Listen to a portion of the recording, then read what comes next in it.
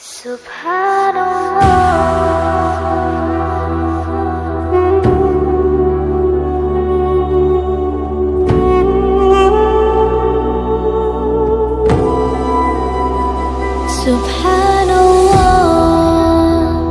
walhamdulillah, la ilaha illallah, Allahu Akbar. Subhanallah. Assalamu alaikum wa rahmatullahi wa barakatuh.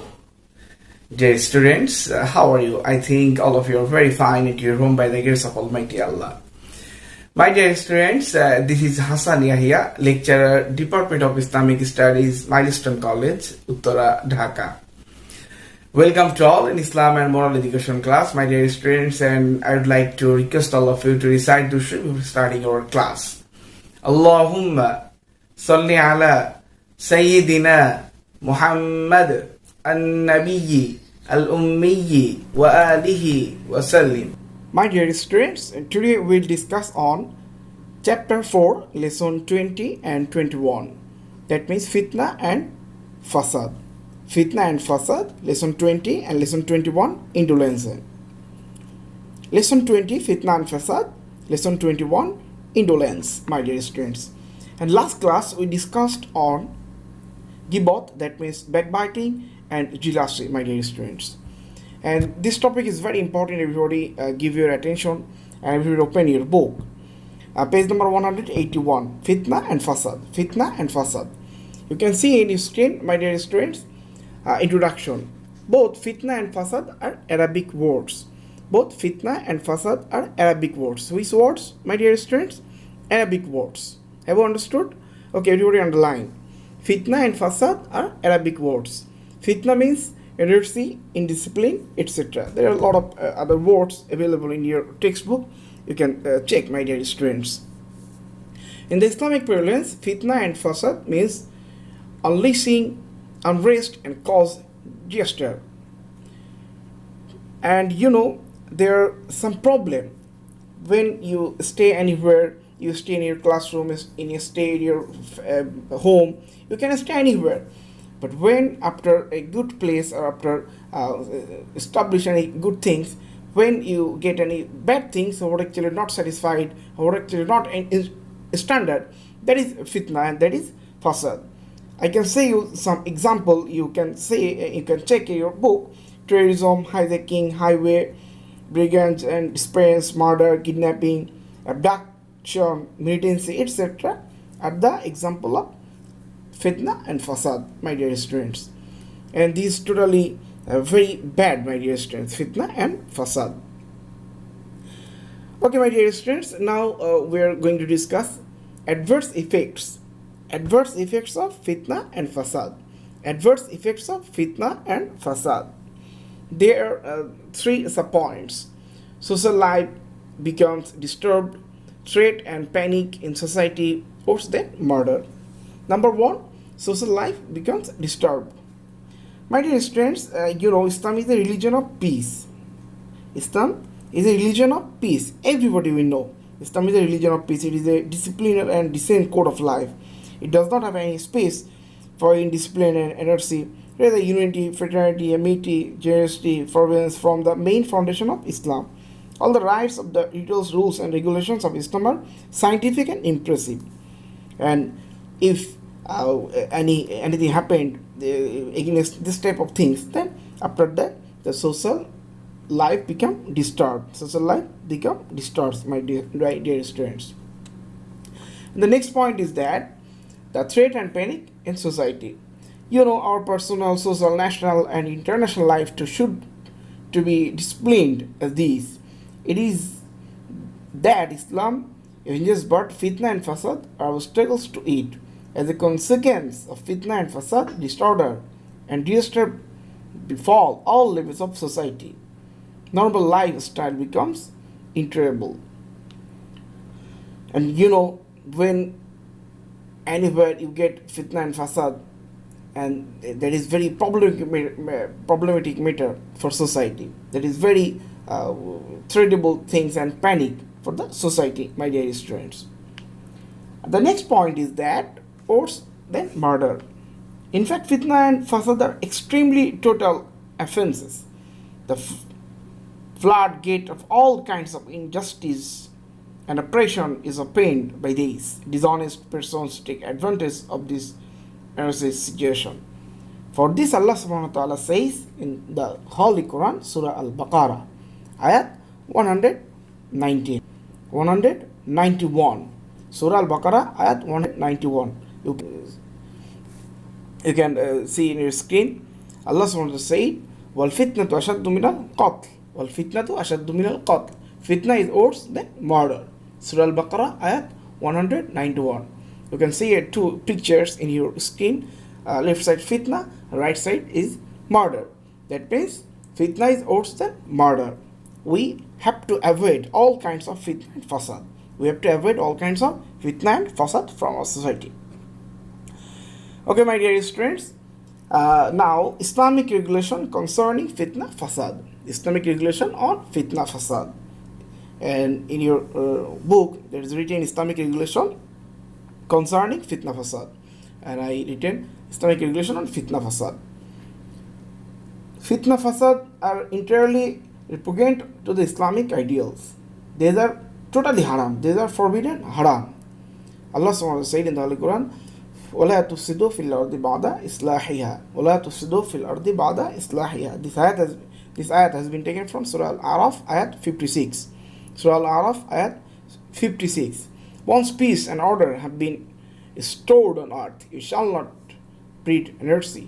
Surah Al-Araf, ayat 56.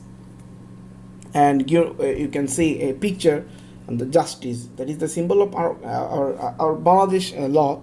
But that is not actually the Islamic symbol, but we can think, we can measure.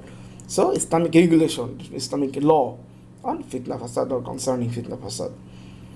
Allah subhanahu wa ta'ala said again, and you can see in your screen, Surah Al-Qasas, ayat 77. وَلَا تَبْغِي الْفَسَادَ فِي الْأَرْضِ إِنَّ اللَّهَ لَا يُحِبُّ الْمُفْسِدِينَ وَلَا تَبْغِي الْفَسَادَ فِي الْأَرْضِ إِنَّ اللَّهَ لَا يُحِبُّ الْمُفْسِدِينَ. You know, fitna and fasad on earth are the making of man himself.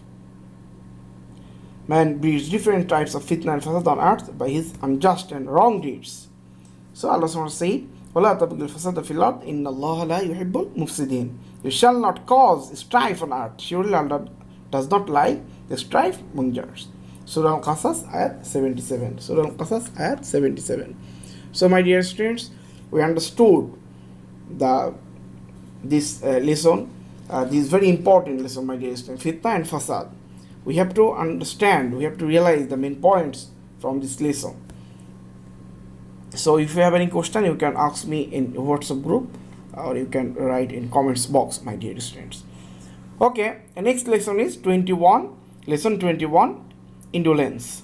Lesson 21, indolence. You can see a picture. The man is he's eating something, and maybe he is watching a television or any movie, or there is a glass. That means this is the real example of indolence, and he's very what can I say? He is not interested to do work anything. So my dear students, indolence means aversion to work. To sit idle or unemployed in spite of ability to work is called indolence. If you have any ability to work but you are not interested to do, so it's not good. Islam does not allow this such type of character, such type of things. Islam does not allow, my dear students. Okay, harmful effect of indolence. Harmful effect of indolence, my dear students. Indolence is unfortunate and scandalous for a nation. The second point is that indolence generates laziness in man. And the third point is that indolence destroys everything.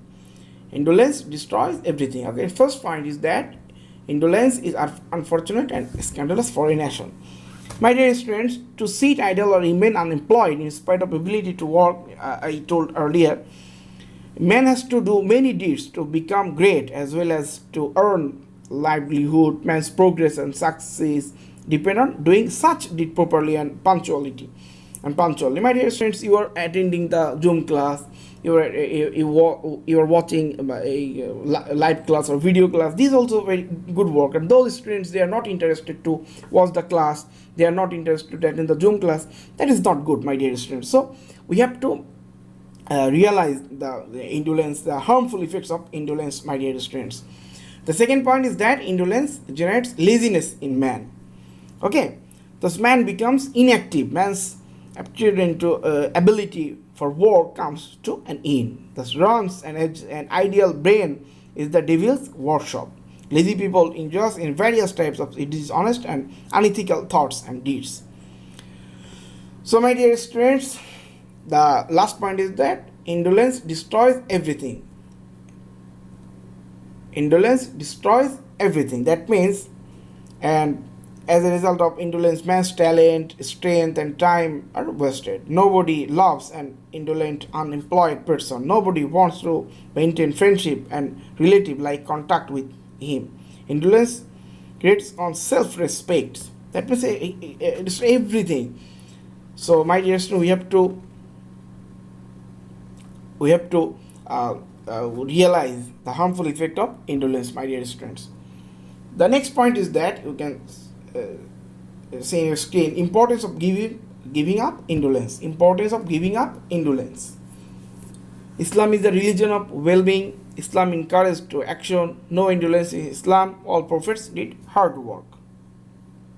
All prophets did hard work, my dear students.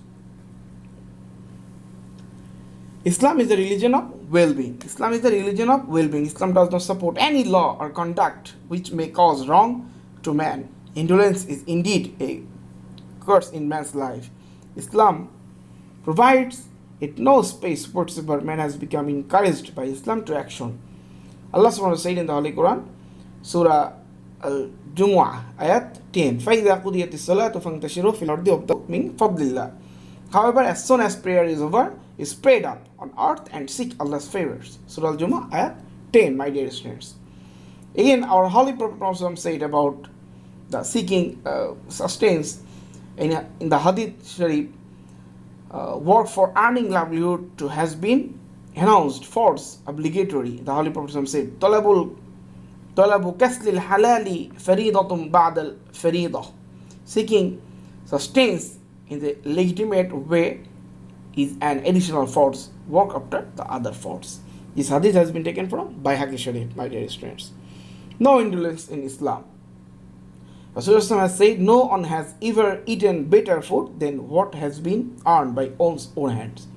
This hadith has been taken from Bukhari. This hadith has been taken from Bukhari Sharif, my dear students. So there are a lot of ayat and verse and hadith available in your importance of giving up indolence in 184 page. So everybody, you have to give attention. I underline. There are 2 Arabic verse and there are 3 or 4 document or hadith and verse. So you have to memorize, or you have to memorize the meaning.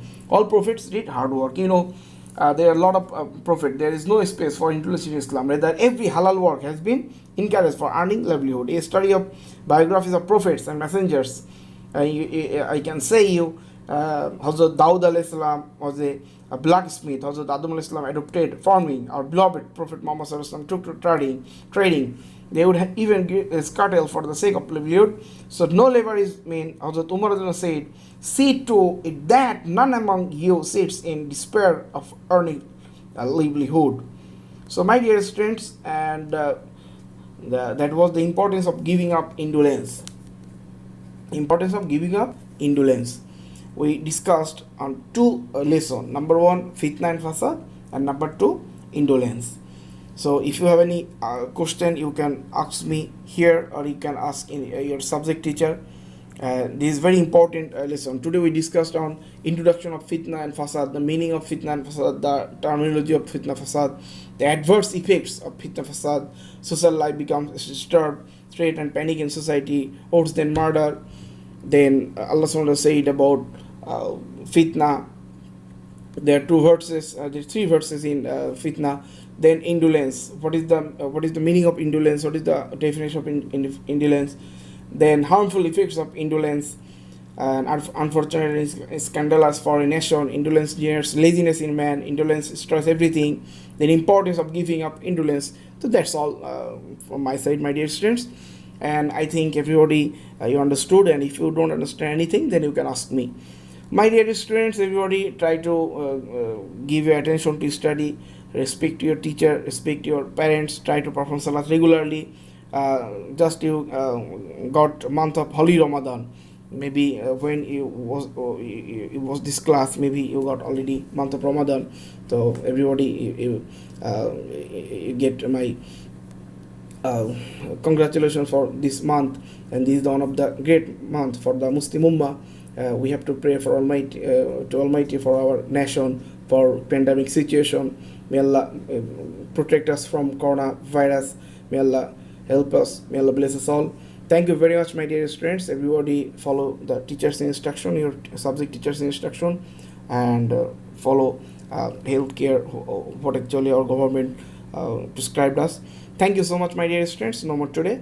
Allah Hafiz. Assalamu alaikum wa rahmatullahi wa barakatuh.